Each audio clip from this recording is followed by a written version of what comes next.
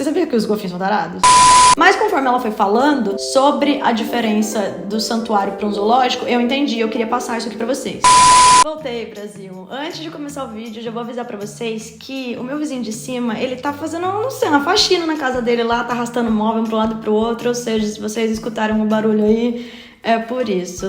Bem na hora que eu vou gravar, a produção consegue, né? Enfim, gente, hoje eu vim fazer um vídeo pra vocês que eu espero que mude o rumo do pensamento do turista brasileiro. Porque, gente, não dá, sabe? A gente tá no século XXI.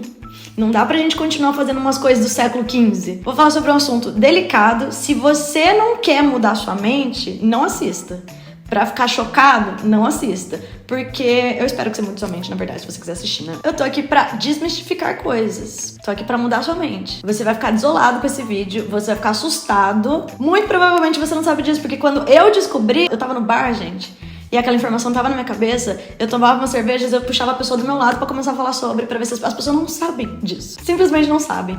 Mas eu vou fazer esse vídeo porque é um vídeo necessário, é de utilidade pública. Se você for comentar, eu já sabia. Parabéns pra você, então não precisava ter perdido tempo assistindo o vídeo, né? Eu já respondo o povo aqui, já no vídeo, sabe, gente? Porque sempre tem um, né, nos comentários, sempre tem. Bom, nesse vídeo você não só vai ficar chocado com algumas informações, como você vai aprender muito, então eu te aconselho a ficar até o final. Se você é criança, eu não acho que o vídeo é o melhor pra você, mas se você já tá no pezinho aí com os 14 anos, adolescência, assista, porque daí pelo menos você não vai ser um adulto perdido no século XXI, né? Vamos lá, galera. Vou começar com a história e no final as informações importantes que eu aprendi na África do Sul vão enriquecer o vídeo. Mas enquanto isso, eu vou falar coisas que eu aprendi assim do nada, só vivendo mesmo no dia a dia. Uma vez estava indo pro Rock in Rio. Eu, Bruna, Babi, que é a nossa amiga que foi pra África do Sul com a gente, e 2 amigos nossos. A gente pegou carona com eles pra ir, né, pro Rock in Rio. E no caminho, gente, eu não sei como, a gente chegou num assunto sobre golfinhos que se envolvem com seres humanos.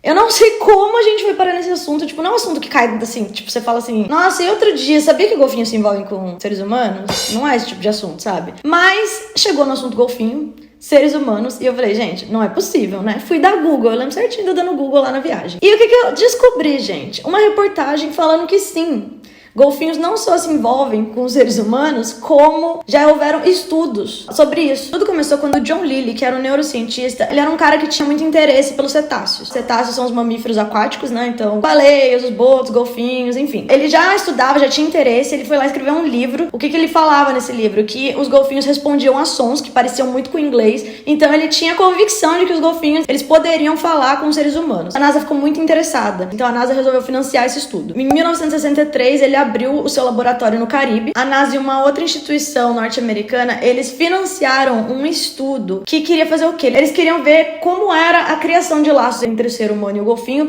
e nesse estudo específico eles queriam ensinar o golfinho a falar inglês. Conforme os estudos foram avançando, eles perceberam que os golfinhos respondiam a sons do ser humano. Então ele achou que a gente poderia se comunicar de alguma forma com aqueles animais. Tinha uma jovem que vivia em uma dessas ilhas, a Margaret, vou chamar ela de Margaret, tá? E ela foi conhecer esse laboratório. Ela não era nenhuma pesquisadora, nenhuma cientista, mas ela estava muito interessada no assunto, então ela se enfiou lá no meio do rolê. Como ela ficava lá, ela também fazia parte do projeto, tentava incentivar os golfinhos a falarem inglês. E ela estava tão dedicada ao projeto que ela resolveu que ela ia levar um golfinho pra morar com ela. Tipo, normal, vou levar um golfinho pra morar comigo. Com a ideia de que eles passariam mais tempo juntos, iam se conhecendo melhor e, quem sabe, de repente, o golfinho começava a falar inglês, né? Os pesquisadores acharam essa ideia boa. E o que eles fizeram? Eles montaram um tanque lá em que ela poderia começar a viver no laboratório. O golfinho escolhido pra interagir lá com ela era um golfinho macho chamado Peter. Então a Margaret estava lá, brother do Peter, eles iam passar o máximo de tempo juntos pra ver se o Peter aprendia finalmente a falar inglês. Como que era o estudo, gente? O Peter e a Margaret, eles ficavam juntos 6 dias na semana sozinhos e ela ia anotando as percepções que ela tinha, o que ela tinha aprendido, o que ela via de diferença no comportamento do Peter. E esse era o estudo. Nesse último dia da semana, o Peter voltava pro laboratório, que ele tava num tanque, né? Ele voltava pro laboratório e voltava a interagir com as outras golfinhas que estavam lá, as fêmeas. Golfinhas. Não sei se a palavra existe, mas enfim. E as 2 golfinhas lá tinham nome também, era a Pamela e a Cici. A Margaret, ela dá um depoimento falando que o Peter era muito interessado na anatomia dela, que quando ela sentava lá perto dele, ele ficava olhando o joelho dela, muito curioso, e ela achava isso muito legal. Aí o que Margaret percebeu, gente? Que o Peter, ele tava assim, meio assanhado, entendeu? Ela percebeu os interesses sexuais dele, e no começo ela achou que não era por ela, né, que era dele mesmo, então ela colocava as golfinhas fêmeas lá. Mas tinha todo um trâmite de transporte entre colocar o golfinho no mesmo tanque de novo. Então ela achou que eles estavam perdendo muito tempo com isso, e ela simplesmente resolveu o quê? fazer o trabalho todo. Ela decidiu suprir as necessidades sexuais do golfinho manualmente, com a mãozinha dela. Vocês podem estar pensando, meu Deus, o que ela fala? Que pra ela não era sexual, era tudo pela pesquisa, entendeu? Então ela queria entender o golfinho, o Peter mais que tudo. Então, pro lado dela, ela tava sendo profissional e o golfinho, né, ele é um animal, tava lá nos instintos dele. Então, isso aí tava rolando. Ela disse que quando ela começou a fazer isso, ela sentiu uma conexão maior, que os dois estavam se conhecendo mais.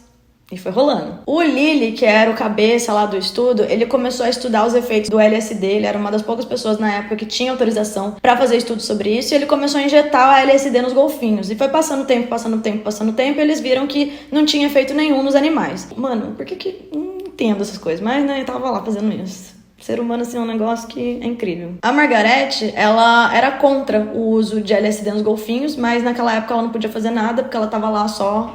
Ela não era chefe do negócio. O projeto continuou por alguns anos, mas como ninguém via avanço, o Peter não tava falando inglês, a Pamela também não tava falando inglês, os golfinhos estavam só lá na deles, né, sendo masturbados, nada tava acontecendo, a NASA resolveu cortar a verba do estudo, então eles acabaram ficando sem dinheiro pra continuar com esse estudo. Com o fim desse laboratório, o Lily resolveu mandar esses golfinhos pra um outro laboratório que ele tinha em Miami, só que lá o espaço era bem menor, muito mais limitado, e a Margaret não tava lá, ela não podia acompanhar. Com essa separação, gente, essa história vira um trágico fim de romance. O que aconteceu? Como separaram a Margaret do Peter, ele ficou triste, entrou em profunda depressão e ele se suicidou. Pra quem não sabe, os golfinhos, eles têm o poder de controlar a respiração deles. Não é igual a gente, que a gente acaba respirando involuntário, pra gente viver, né? Eles escolhem respirar ou não. Então o Peter tinha se mudado, separaram ele da Margaret, ele tava super triste e ele falou: essa vida não é mais pra mim, nada deu certo, adeus mundo cruel. Então o Peter se suicidou, gente. Foi bem triste essa história, né? Todo mundo ficou sabendo, foi um barraco até os dias de hoje aí. Meu Deus do céu, vai bater a porta desse jeito lá na casa da sua mãe. Fim da história, gente. Margaret casou com o fotógrafo que registrou todas as coisas lá que estavam acontecendo entre ela e Peter, dos estudos. O outro cientista nunca conseguiu ensinar inglês pros golfinhos e desde esse estudo ninguém mais tentou ensinar inglês pros golfinhos. Mas isso aconteceu. Eis que a gente tava lá no carro, lendo essa história toda, chocada, né? Tipo, meu Deus, não acredito que realmente isso aconteceu, que a NASA tava envolvida, que as pessoas realmente acreditavam nos anos 60 que isso ia rolar. A gente começou a ver outros casos de pessoas, é só você jogar no Google, gente. Tem um monte de gente falando que sim, dá pra ter relação com o golfinho, que os golfinhos são sedutores. E tem caras falando que lá no Amazonas, gente, eu não sei se é verdade, tá? Eu li isso na internet, não sei, não é porque tá na internet que é verdade, mas eu vou passar pra vocês que eu li. Falando que as pessoas têm relacionamento com os botos também. Homens falando que viram as botas passando e viram que elas estavam querendo. E foram lá transar com os botos, gente. Eu fui mais a fundo procurar sobre os golfinhos. Porque o que aconteceu? Nessa pesquisa, eu pensei, como é que ela tava masturbando o golfinho? Gente, um pouco de ignorância da minha parte, mas não tanto. Porque assim... Golfinhos, o que você pensa em golfinhos? Que bichinho fofo. Nossa, que coisinha mais bonitinha, né? Você não pensa que o golfinho tem um pau, por exemplo. Tipo, o golfinho é tipo uma Barbie pra mim, sabe? Não tem as coisas, é tipo a Barbie o Ken. É um negócio infantil, um negócio bonitinho, fofinho. Então eu não imaginava essas coisas. Quando eu li essa reportagem, eu falei, gente, como será que ela masturbava o golfinho? Aí eu fui ler sobre golfinhos, Brasil, e aí acabou tudo pra mim. Acabou tudo. Primeiro, todo mundo acha que o golfinho é a coisa mais bonitinha, mais fofa do mundo? Não, estamos totalmente errados. Os golfinhos não são fofos, bonitinhos, igual a gente pensa. Pra começar, vamos por partes. Os golfinhos, eles são muito inteligentes, eles são animais que, entre eles mesmos, eles se comunicam. Acho que, depois da gente, assim, são os animais mais evoluídos nessa questão de pensar. Vamos falar assim, não é bem isso, mas é. E eles são um dos animais mais sexualmente ativos do mundo. Tirando os primatas, eles são os únicos animais que fazem sexo por prazer. Então o golfinho sente prazer em transar, entendeu? É tipo, nós. E tem muitos estudos que mostram que entre eles existe homossexualidade. E não é tipo golfinho macho, golfinho fêmea. É golfinho, qualquer coisa que tiver pela frente, eles estão pegando. E aí tem vários estudos falando que golfinhos são estupradores. Quando chega a época de acasalamento, assim, que eles estão afim, entendeu? Eles podem assediar as fêmeas em grupo, inclusive, e perseguir elas. Tem um estudo que mostra que os golfinhos ficaram atrás das fêmeas por 7 quilômetros, atormentando mesmo. Tipo, esses caras tarados, gente, não tem outra palavra pra falar, é isso. Mostrando que essa perseguição deles é totalmente agressiva também. E eles podem formar grupos, assim, de 14 golfinhos pra atacar uma fêmea. Gente, sério, é bizarro. A agressividade dele chegava no nível, assim, de bater a cauda, bater o nariz, ser bem agressivo mesmo, a ponto de machucar elas. E as fêmeas não mostrando interesse, eles ficam em cima mesmo até Se precisar estuprar, eles estupram. Eles são ciumentos também no sentido, se a golfinha tá cuidando do filhote, eles podem matar filhotes. Tem reportagens falando que os cientistas acharam, assim, um monte de corpos de golfinhos filhotes. Esses cientistas que encontraram os golfinhos filhotes mortos foi, acho que no ano de 96, 97, no estado da Virgínia. E eles encontraram 37 filhotes de golfinhos mortos. Falou que os corpos estavam bem machucados mesmo. E alguns cientistas viram eles jogando os filhotes pro ar, bem alto, com o intuito de matar. E chega num nível que alguns golfinhos, eles atacam até a própria mãe deles. O que eu acho que não se compara com, por exemplo, o cachorro. O cachorro não sabe identificar direito a mãe, o pai. Se tiver a mãe natureza agindo lá, eles vão cruzar entre eles. Mas eu acho que o golfinho, ele consegue entender quem que é a mãe dele, alguma coisa assim.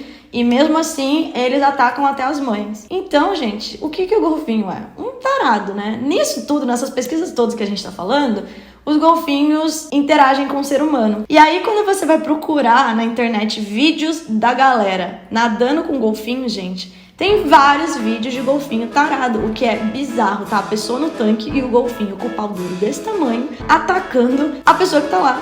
Tipo, o mergulhador desesperado tentando tirar da frente e a mulher não sabe o que fazer porque eles se tornam um pouco agressivos, né? É uma perseguição pra eles. Então, gente, é perigoso nadar com golfinho, tá? Só pra vocês saberem, a gente fica achando que eles são fofinhos, que isso, que aquilo. Não, é perigoso. O povo acha lindo, paga não sei quantos dólares lá pra nadar com golfinho e você, na verdade, tá se colocando em risco lá. Não porque ele vai te matar, mas porque ele vai tentar te...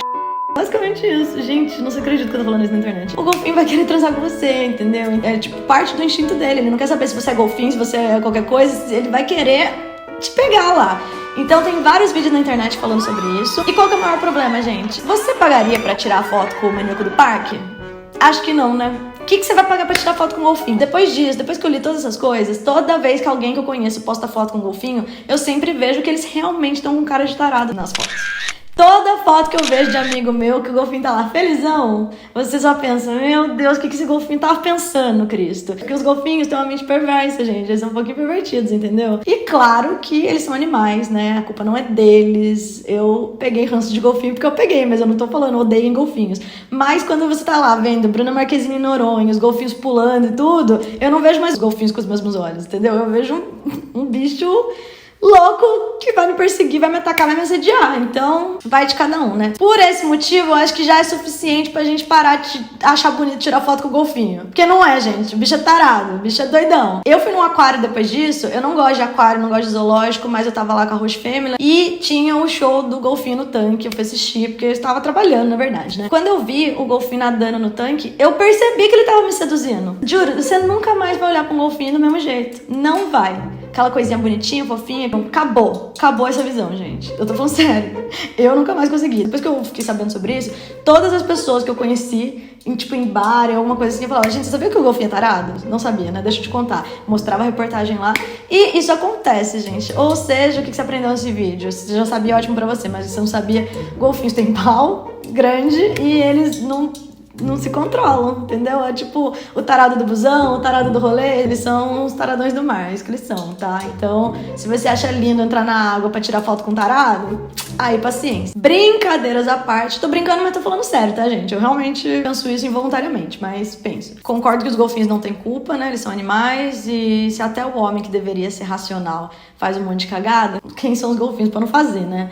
Mas, pensando no ser humano e no golfinho, gente, o que eu não entendo e a parte importante desse vídeo é por que a gente, quando tá viajando, a gente se coloca nessa situação de pagar pra tirar foto com um animal. E aí eu quero falar sobre isso. Esse é o tema do vídeo, muito importante. Eu vou falar nesse vídeo pra vocês sobre turismo e maus tratos aos animais. Eu fui pra África do Sul em 2016 com a minha irmã e com a Babi, a mesma que tava no carro lá, que a gente descobriu essas coisas dos golfinhos. E a gente tava fazendo uma road trip e procurando no TripAdvisor coisas que a gente poderia fazer. Uma das atrações mais requisitadas lá, passando por uma das cidades que a gente tava perto, era um santuário de leões. Tava muito bem avaliado no TripAdvisor e a gente achou que ia ser super legal, sei lá. Indo nesse santuário a gente aprendeu muitas coisas e eu quero passar isso aqui pra vocês no vídeo. Lembrando que eu não tô julgando nesse vídeo quem já tirou foto com animais, quem quer ainda tirar foto com animais. Eu mesma já passei uma noite lá no deserto do Saara, fui acampar no deserto do Saara e eu tenho uma foto montada num camelo.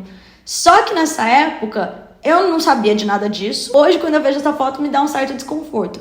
Porém, é muito complicado também, é uma linha tênue aí que a gente vai conversar no final do vídeo.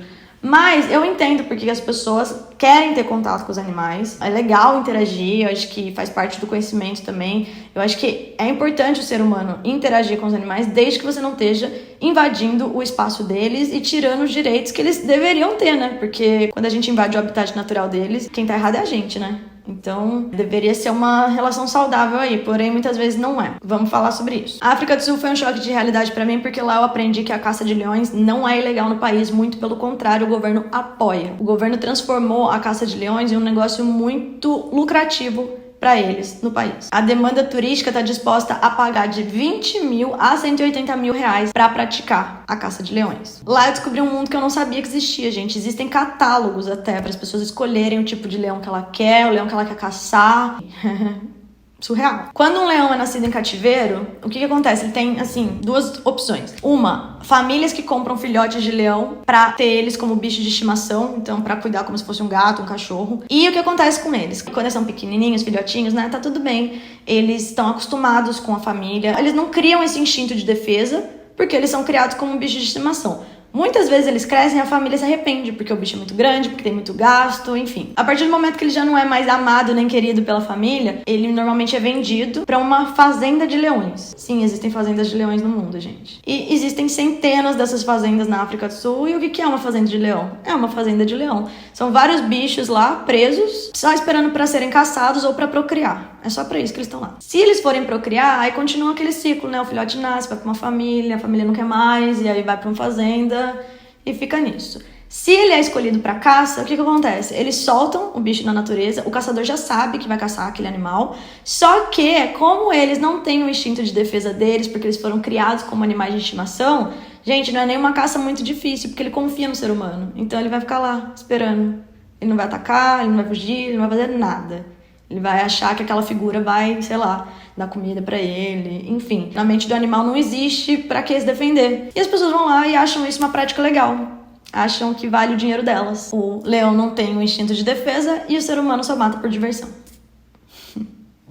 Quem que é o animal da história, né? Essas informações a gente recebeu no Pantera África, que foi o santuário de leões que a gente visitou. E no primeiro momento, gente, eu cheguei lá e eu me senti muito desconfortável, porque pra mim parecia um zoológico. Eram vários animais que estavam lá em jaulas e a mulher foi fazendo um tour, mostrando, contando a história deles pra gente. E eu não tava me sentindo bem lá, não tava nem entendendo porque aquilo tava tão bem avaliado no TripAdvisor. Mas conforme ela foi falando sobre a diferença do santuário para um zoológico, eu entendi, eu queria passar isso aqui pra vocês. Esse Pantera África, ele é uma instituição sem fins lucrativos para Big Cats, que são os leões, panteras, tigres. E esses animais estão lá porque, por algum motivo, eles não podem voltar para a natureza. Então eles são animais resgatados, seja de uma fazenda, ou seja de um dono. Eles falam que esses animais estão lá porque uma vez que eles foram resgatados de algum lugar, é impossível para o animal voltar para a natureza e se readaptar, porque eles não têm mais esse instinto de sobrevivência. Então provavelmente eles morreriam muito cedo, assim que eles fossem jogados de volta à natureza, eles morreriam. Então eles têm que ficar nesses santuários. E aí eu tava com o pé atrás e fui pesquisar a diferença entre um zoológico e um santuário, e é basicamente essa. Num zoológico, os bichos podem procriar. Num santuário, não. Eles não podem procriar porque um animal a mais é um gasto a mais. A gente teve que pagar para entrar. Então, todo o dinheiro que eles recebem com as entradas dos turistas, esse dinheiro vai pros animais. O zoológico é uma instituição com fins lucrativos, o santuário não. Os santuários, eles não comercializam animais, eles resgatam os animais. Então, não existe uma transação financeira pelo animal. Inclusive, eles falam que eles gostariam de ajudar muito mais animais, porém, eles não têm infraestrutura necessária para isso. Já vi pessoas defendendo os zoológicos falando que essa procriação de animais é muito importante, principalmente quando o animal tá em extinção, mas ao mesmo tempo, se o animal tá em extinção e ele vai ficar em cativeiro e virando atração turística com foco no lucro, aí eu não sei o quanto é legal, assim, essa prática, sabe? Porque, ok, o animal tá em extinção, mas ao mesmo tempo ele tá lá preso. Enfim, eu sou uma pessoa que eu não visito zoológico, eu não gosto, já tem um bom tempo já. Eu fiquei 1 ano e 7 meses lá em Baltimore, eu nunca levei meus kids no zoológico, tipo, dava de louco, eu falei, não quero no zoológico não. Mas essa é uma coisa minha. Eu acho que também, você ir uma vez quando você é criança, talvez seja importante pra você ver o bicho de verdade e tal, mas também tem na internet, né? Então,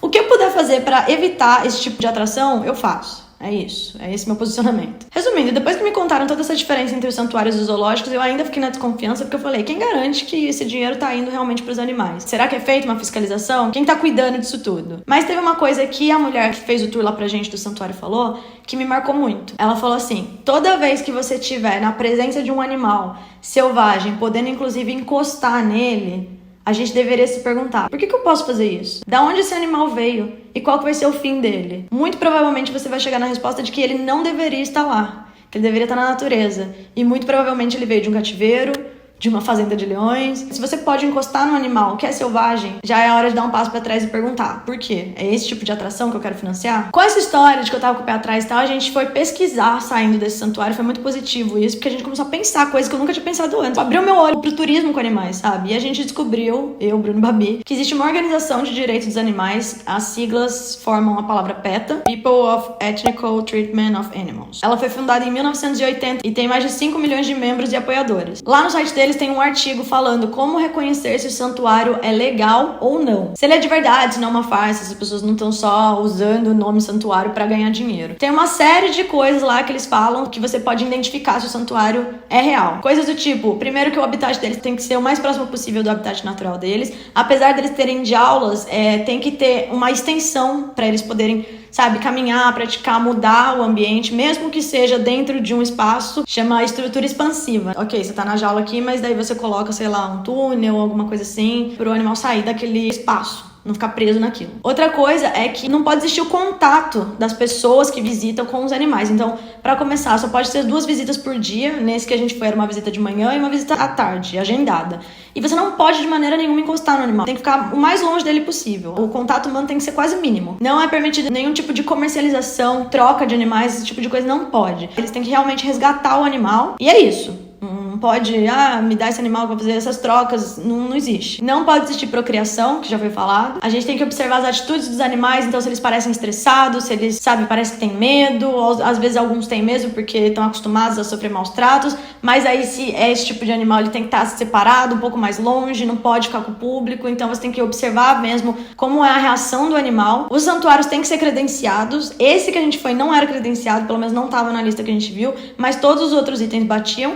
E o último que eles falam no artigo é siga seus instintos. Se você acha que aquilo tá errado, você tem que demonstrar sua preocupação, questionar as pessoas que estão trabalhando lá, pedir o seu dinheiro de volta e notificar o PETA. Sobre o Pantera África, gente, eu não gostei da visita em si, apesar de eu ter aprendido muito. Eu acho que a minha presença física lá não valeu muito. É uma situação triste, você vê os animais presos. Eu não gostei. Mas eu achei que o trabalho deles é legítimo. Você pode entrar no site deles e fazer doações se você quiser. Outra coisa que eles fazem também é ter trabalho voluntário. Então se você quiser entrar no site deles e falar que você quer morar lá, ajudar, enfim, existe esse tipo de trabalho lá. E por que eles estavam tão bem avaliados no TripAdvisor? No final do tour a mulher basicamente implora para as pessoas irem lá no TripAdvisor e dar uma nota boa. Mas foi o que eu falei, eu fui, a minha entrada eu sei que o dinheiro foi pros animais e eu não voltaria. Eu não gostei, mas eu achei que foi válido. Eu achei que foi bom pra eu pensar, pra eu fazer esse vídeo pra vocês, pra eu adquirir mais conhecimento, mas eu não voltaria. Como eu falei pra vocês, depois dessa visita eu refleti muito, porque esse negócio de santuário não existe só pra leões, existem pra elefantes também, existem pra vários outros animais. E, cara, realmente turismo com animais é uma questão que existe. Muitas pessoas fazem isso. A gente já ouviu do Minions, por sinal, quando a gente tava em Cancún, ele falando que ele adorou ficar em tal hotel em Cancún, porque cada hóspede tinha um golfinho pra si. Eu fiquei assim, quantos hóspedes tinham nesse hotel? E, tipo, você podia nadar com o golfinho lá no hotel. Gente, imagina quantos animais são presos pra satisfazer o lazer do ser humano. Sabe, o que você ganha? De verdade, o que você ganha tirando foto com o animal? Likes? É isso que você ganha? A experiência de estar ali. Eu acho assim, se você tá em alto mar e o golfinho tá lá nadando, cuidado que você pode ser atacado, mas se você quiser lá nadar com ele, aí é uma coisa. Agora, você saber que ele tá num tanque, você saber que aquele bicho tá preso e você ainda pagar, tirar foto com ele com finalidade nenhuma, pra mim isso não faz sentido. Essas instituições eu acho que são muito válidas, porque se o animal tinha uma vida péssima e o único intuito da instituição é ajudar, então tá maravilhoso. Se eles não podem voltar pra natureza, se ele voltar pra natureza ele vai morrer, então essas instituições são necessárias, mas a gente tem que ficar muito atento pra ver se elas são legítimas ou não. Agora, se for alguma coisa só pra satisfazer o público, aí não precisa, simplesmente. Agora, sobre tocar animais. Eu fui pra uma cidade que chama Gibraltar. Fica lá no sul da Espanha mesmo, mas é um território britânico. Quando você entra lá, gente, tem vários macaquinhos pela rua. Vários, assim, espalhados. E eles estão acostumados com as pessoas lá. Eles chegam perto de você, eles pegam sua comida, sabe? Eles querem interagir. Eu acho que a partir do momento que o animal tá livre e ele quer interagir com você, aí tudo bem. Porque você não tá prendendo ele. O problema não é encostar no animal em si. O problema é todo um contexto, como que você tá interagindo com ele. Então, se ele tá preso, eu não acho legal. Eu não acho mesmo. É exatamente isso, é você tirar foto com alguma coisa que tá presa. Imagina se fosse um ser humano. Imagina se fosse você preso ali e o povo tirando foto com você. Não faz nenhum sentido. Além disso, não existe uma pessoa do lado do animal que tá lucrando com aquilo. Tipo, ai, tira foto aqui com o bicho e me dá dinheiro. É muito estranho, cara. Esse povo que passa com arara preso, com papagaio, tirando foto. Não entendo também. Tem gente que tira foto até com pombo, gente. Lá na Itália, passava na frente da igreja lá, tinha um cara cobrando pra tirar foto das pessoas com pombo. Esse turismo realmente não é o meu, cara. Pelo amor de Deus. Outra coisa que eu já vi também é em santuários de elefantes, as pessoas dão banho no elefante. É aquilo, o elefante tá lá, ele já tá acostumado com as pessoas. E, aparentemente, pelos vídeos que eu vi, eles também procuram as pessoas, eles interagem e tal, e não deixa de ser perigoso, mas eles já são domesticados e dóceis porque eles vieram de circo, esse tipo de coisa.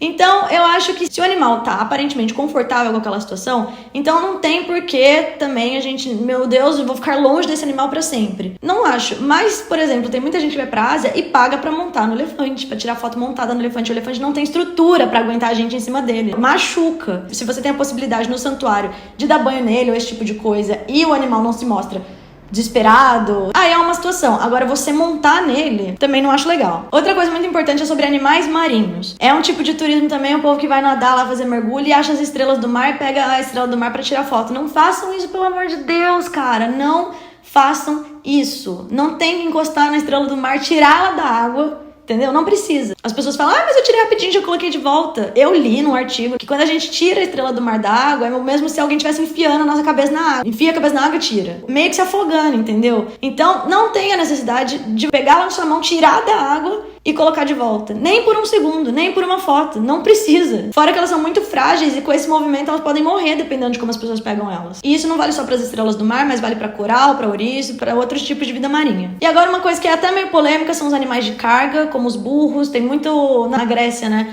Porque tem muito morro e as pessoas pagam pra subir no burro pra ajudar, porque é difícil. Eu fui uma montanha no Peru, que era uma montanha de arco-íris, e, gente, eu tava morrendo. Eu tentei não pegar o burro lá, pagar pro cara me levar, mas eu tava morrendo, era uma altitude alta, não tinha como, e eu acabei pagando. Mas assim, naquele caso era eu ou o burro, entendeu? Realmente não tinha como. Era muito difícil mesmo a escalada lá, e eu tava numa ressaca do cão, eu falei, gente, eu vou pagar. E não só o burro, né? Mas tem cavalo também, esse negócio de charrete, o próprio camelo lá do deserto. É muito complicado porque esses animais de carga, querendo ou não, eles fizeram parte, assim, da evolução do ser humano, vamos dizer assim.